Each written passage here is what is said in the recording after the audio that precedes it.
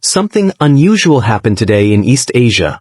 More than 10 ballistic missiles were launched by North Korea, according to the military of South Korea, and while missile launches from North Korea are not entirely new, the scale, timing, and political context of this one are what make analysts around the world pay attention. Because these launches did not happen in isolation. They happened while the United States and South Korea were conducting their large annual military drills. And when missile tests happen during major military exercises, the strategic meaning changes dramatically. So in this video, we're going to break down three things. First, what we know so far. Second, why this launch happened right now. And third, what could happen next. Let's start with the confirmed facts. According to South Korea's Joint Chiefs of Staff, North Korea launched more than 10 ballistic missiles from an area near Pyongyang, the country's capital. The launches reportedly occurred at around 1:20 p.m. local time. The missiles traveled toward waters off North Korea's eastern coastline. Authorities in Japan also detected what appeared to be a ballistic missile launch. Japan's Japan Coast Guard issued warnings during the event, while reports cited by NHK suggested at least one missile landed outside Japan's exclusive economic zone. Meanwhile, the United States Indo-Pacific Command confirmed that it is aware of the launches and is consulting with regional allies. Officials said the missiles do not pose an immediate threat to U.S. personnel, territory, or allied countries. But even when missiles land in open water, the situation still matters, because missile launches are not just about where they land. They are about the message they send. And this is where timing becomes extremely important. These launches happened during the annual joint military drills between the United States and South Korea. Those exercises are designed to maintain readiness between allied forces. They involve large numbers of troops, armored vehicles, and complex operational training. For the United States and South Korea, these drills are defensive in nature. But for North Korea, they are seen very differently. North Korean officials have long argued that such exercises simulate preparations for invasion. That disagreement about interpretation has existed for decades, and historically, North Korea often responds to these drills with missile tests or military demonstrations. So when missiles are launched during these exercises, it is usually interpreted as a form of strategic signaling. In other words, the launch itself becomes part of a larger political message. But there may also be another layer to this moment. Recent reports suggested there were discussions about possibly reopening diplomatic dialogue with North Korea. In the past, former U.S. President Donald Trump held historic meetings with North Korean leader Kim Jong-un. Those meetings represented a rare period of direct diplomacy between the two countries. Although talks eventually stalled, the possibility of future dialogue has continued to appear in political discussions. So now imagine how this situation might look from North Korea's perspective. On one side, there are large joint military exercises involving U.S. and South Korean forces. On the other side, there are conversations about reopening diplomatic negotiations. From Pyongyang's perspective, this combination can appear as pressure combined with invitation, and historically, North Korea has often responded to that combination with demonstrations of military capability.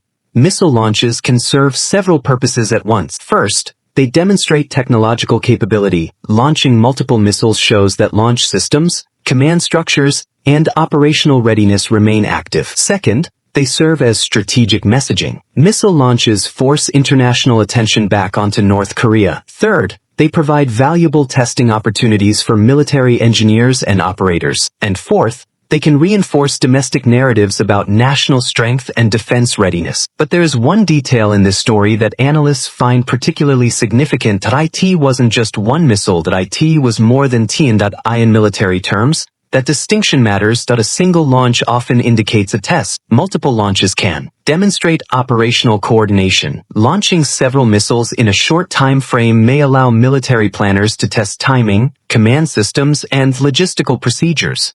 Even if the missiles are not aimed at specific targets, the number of launches can still communicate a strategic message. However, there are still important things we do not yet know. We do not yet have confirmed information about the specific missile types used. We do not know the exact ranges or altitudes of each missile. And we do not yet know whether any new technology was tested during the launches. Those details typically emerge later as radar tracking, satellite imagery, and intelligence assessments are analyzed. For now, governments and analysts are focusing on understanding what the launches might signal. And this brings us to the most important question. What happens next? There are several possible scenarios. Point one possibility is that this was a single demonstration designed to send a message during the military exercises. If that is the case, the situation may cool down quickly. Another possibility is that additional missile tests could follow.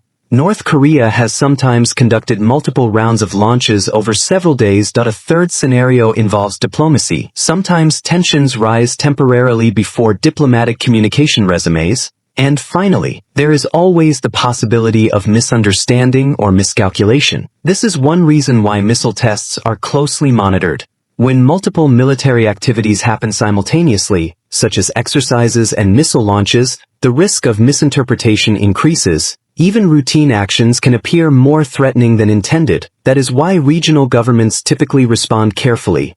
After missile launches like this, the United States, South Korea, and Japan usually follow a structured process. First, they confirm the details of the launch. Second, they share radar and satellite data between allied defense systems. Third, they issue coordinated public statements. And fourth, they evaluate whether any additional military or diplomatic responses are necessary. The goal is to maintain stability without escalating tensions unnecessarily.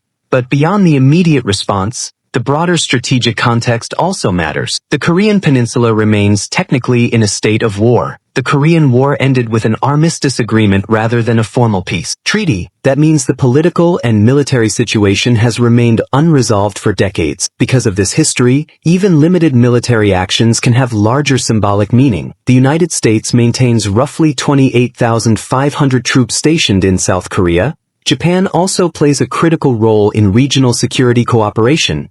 Together, these alliances form a major part of the security framework in Northeast Asia. So when missile launches occur, they affect not just one country, but the broader regional balance. Over the next 24 to 72 hours, analysts will be watching several key indicators. They will watch for any additional missile launches. They will look for technical analysis of the missile systems used. They will monitor official statements from North Korean state media, and they will watch for diplomatic responses from governments involved in the region. These signals will help determine whether this event becomes a short-term demonstration or part of a longer escalation cycle. For now, the confirmed facts remain clear. North Korea launched more than 10 ballistic missiles toward the sea during ongoing military exercises between the United States and South Korea. Japan detected possible launches, and U.S. Indo-Pacific Command stated that there is currently no immediate threat while consultations with allies continue. But as with many geopolitical events, the most important developments may still lie ahead. So the real question now is this: was today's launch meant as a warning, a test, or a signal for something bigger? Let me know what you think in the comments. And if you want clear, fact-based breakdowns of major global events like this, make sure to subscribe and turn on notifications, because in fast-moving geopolitical situations, the most important thing is understanding what is actually happening.